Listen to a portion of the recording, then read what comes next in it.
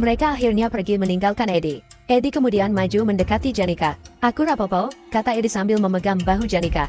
Janika akhirnya tenang. Para roh spirit pun ikut menghilang.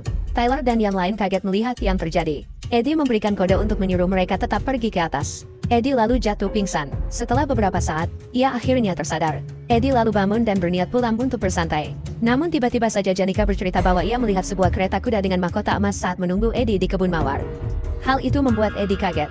Dalam cerita game, orang yang menggunakan kereta kuda tersebut adalah Ayah Rotele. Ayah Rotele belum seharusnya muncul.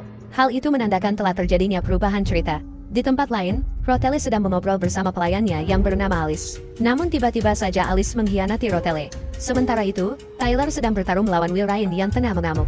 Seluruh bangunan ikut berguncang. Para murid yang panik akhirnya lompat menghancurkan kaca jendela. Eddie dan Janika diam-diam pergi melihat kereta kuda yang berada di taman. Terlihat kereta kuda tersebut dijaga oleh banyak prajurit. Seorang pelayan terlihat berjalan menuju kereta tersebut.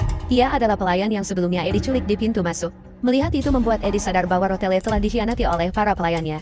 Ayah Rotele keluar dari dalam keretanya. Ia berjalan menuju ruangan Rotele. Diceritakan, Rotele berniat mengkhianati ayahnya. Ia juga berencana untuk mengambil alih bisnis ayahnya. Rotele tahu bahwa ayah angkatnya lah yang telah menyakiti orang tua kandungnya. Namun konspirasi Rotele berhasil diketahui ayahnya. Tyler dan yang lain berhasil masuk ke dalam ruangan Rotele setelah mengalahkan Will Ryan. Mereka mengira bahwa semua kekacauan ini adalah ulah pelayan Rotele. Rotele berhasil ditolong oleh Elvira dan yang lain.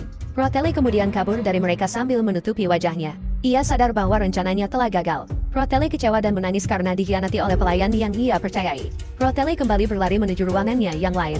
Di saat yang sama, ayah Rotele berhasil memasuk gedung asrama. Eddie lalu muncul dan mengingatkan mereka untuk tidak masuk ke dalam asrama. Eddie menyapa ayah Rotele dan menyuruhnya untuk bertemu dengan kepala akademi terlebih dahulu. Sayangnya ayah Rotele menyadari rencana Eddie yang ingin memulur waktu agar Rotele berhasil kabur. Diceritakan sebelumnya, Eddie dan Janika pergi menemui Ziggs yang sedang latihan di kamarnya. Lucunya Ziggs mengira Eddie dan Janika sedang berpacaran. Eddie lalu meminta bantuan Ziggs. Kembali ke tempat Eddie dan ayah Rotele. Ayah Rotele menyuruh Eddie untuk pergi. Eddie menolak permintaan itu.